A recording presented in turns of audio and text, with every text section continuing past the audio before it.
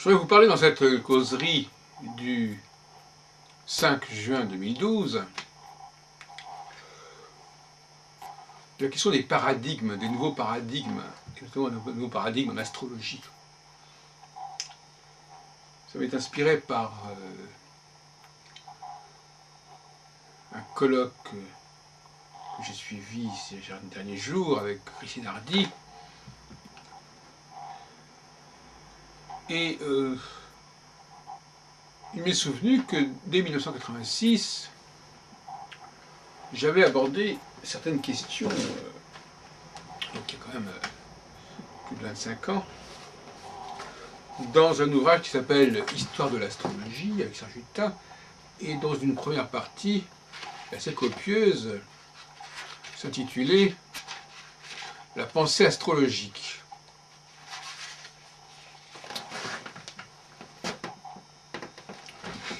Et dans cet ouvrage, La pensée astrologique, qui avait d'ailleurs attiré l'attention de Suzel Fuseau-Brèche, dans un ouvrage qu'elle a publié en 1992, je crois, L'astrologie, la preuve par deux, où elle rapprochait mes travaux d'ailleurs de ceux d'un certain Muller. Et en fin de compte, donc c'était quand même une vingtaine d'années, et en fin de compte, je me pose la question de savoir s'il y a une parenté, une filiation entre le travail de Christine Hardy, récemment, qui a d'ailleurs fait objet d'un pas mal d'intérêt, la prédiction de Jung, la métamorphose de la Terre, aux éditions d'Hervy. Il paraît d'ailleurs que c'est grâce à Téléprovidence que cet ouvrage a connu le succès qu'il a connu, puisque c'est nous qui avions filmé plusieurs interventions de Christine Hardy, notamment un entretien. Et en fin de compte, en effet, je crois que les astrologues utilisent un paradigme qui est totalement dépassé. Et ce n'est pas la moindre raison d'une certaine marginalisation de l'astrologie. Pourtant, il y a déjà donc plus de 25 ans, j'avais proposé de nouvelles formulations. Mais alors, il faudrait faire un peu le tri dans tout cela. Parce qu'effectivement, déjà dans les années 60, André Barbeau distinguait entre les astrologues symbolistes et les astrologues physicistes. Mais dire que le monde d'en haut est de même nature que le monde d'en bas, ça ne résout pas grand-chose.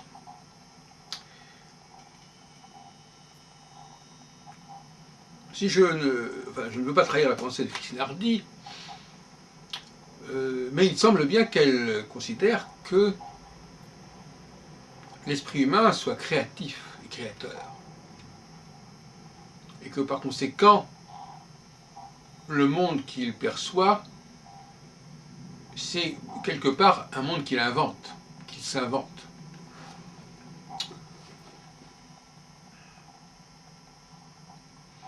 C'est ce qu'on appelle l'approche systémique. Je crois en effet que ce sont les hommes qui, dans le cas de l'astrologie en tout cas, qui n'est pas d'ailleurs le sujet principal de l'ouvrage de Christine Hardy, mais enfin elle connaît quand même assez bien ces questions aussi, elle les intègre dans l'ensemble de ses travaux. Ce ne sont pas les planètes qui nous détermineraient, plus exactement, si elles nous déterminent, c'est parce que nous leur en avons donné la fonction. Nous leur en avons donné le droit, dans tous les sens du terme. Puisque l'astrologie, pour moi, est largement liée à la question du droit, de la loi.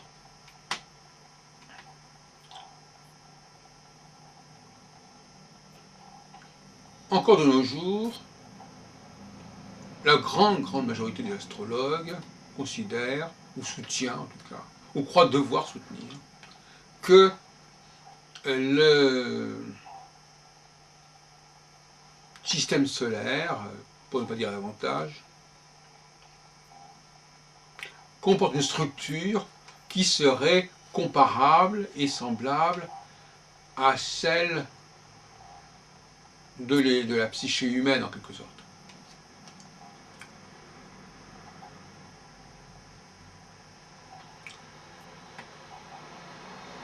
Je ne pense pas qu'il en soit ainsi. Je pense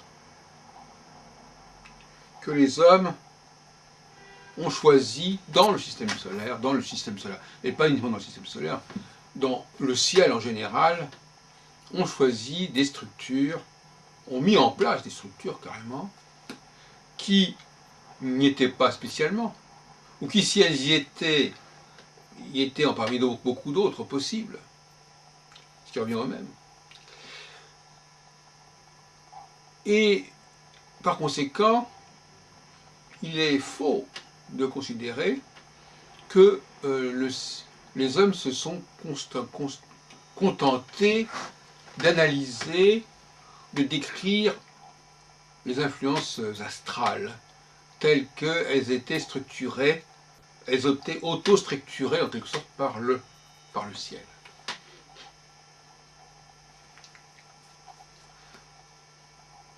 En ce sens, je pense que Christine Hardy, lorsqu'elle dit dans ses conférences que nous avons forcément une approche subjective du monde, mais que cette approche subjective, elle devient objective, d'une certaine façon, puisque le monde se profile selon cette approche subjective. L'homme transforme, c'est-à-dire donne une nouvelle forme au monde. Et en ce sens, les astronomes n'ont pas grand-chose à dire, puisque le débat n'est pas sur l'émetteur, mais sur le récepteur, en fait. C'est l'homme qui décide de recevoir, d'accorder de l'importance à telle et telle configuration astronomique, plutôt qu'à telle autre. Parce que ce qu'il faut bien comprendre, c'est que il y a des choses que l'astrologie prend de l'astronomie, et d'autres choses qu'elle ne prend pas. Il y a des configurations qu'elle considère et d'autres qu'elle ne considère pas. Donc, laisser entendre que l'astrologie est toute pleine de toute l'astrologie, de toute l'astronomie, c'est une contre-vérité. Mais, en même temps, cette façon de faire révèle un malaise, c'est-à-dire une difficulté à assumer ses décisions, une difficulté à être créatif.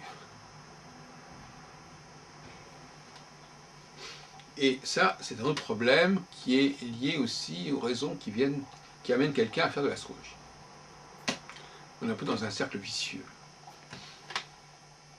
Donc, pour nous résumer sur ce point, il est clair que le ciel dépend de notre lecture et n'existe quelque part pour nous que sous l'angle que nous avons décidé que nous le considérerions, et pas sous d'autres angles. Et l'astrologue est souvent très mal à l'aise face à cette affirmation presque obscène de la subjectivité. Un cas intéressant est celui des étoiles fixes. Car aussi bien les astrologues sidéralistes ne se permettraient pas, par exemple, de dire que telle étoile a été considérée comme importante par elle-même. En tout cas, pas l'étoile qui serait le fondement même, le point de départ même du zodiaque. Ils ont besoin, quelque part, d'imaginer, de laisser entendre que cette étoile devait coïncider nécessairement, à un moment donné, à une étoile fixe. Plus exactement, que cette étoile fixe devait correspondre au point vernal, à une structure saisonnière.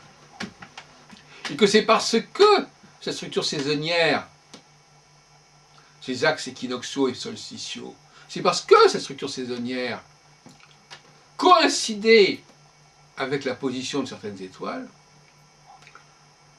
que certaines étoiles auraient été choisies. Alors que dans le domaine des planètes, on ne commence pas à élaborer ce genre de discours. On dit telle planète, voilà, telle planète est importante, voilà, par elle-même. Et pour les étoiles, on a besoin apparemment de dire que cette étoile doit avoir une raison d'être. Pourquoi cette étoile? Parce que à un moment donné, probablement, elle devait coïncider avec le point vernal, avec le début du printemps dans l'hémisphère nord. Et donc il y a un malaise. Il est clair en effet que si les hommes d'autrefois, les astrologues, législateurs, ont accordé l'importance notamment aux étoiles fixes royales, aux 4 étoiles fixes royales, donc une espèce de quadrilatère qui est naturellement inscrit dans le cosmos, ce n'est évidemment pas parce que ça correspondait à je ne sais quel phénomène saisonnier. C'est une aberration.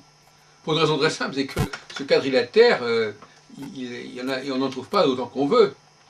C'est un quadrilatère qui est fondé sur des... Alors qui est effectivement est une structure qui est quand même tout à fait remarquable et qui est articulée sur des étoiles particulièrement puissantes.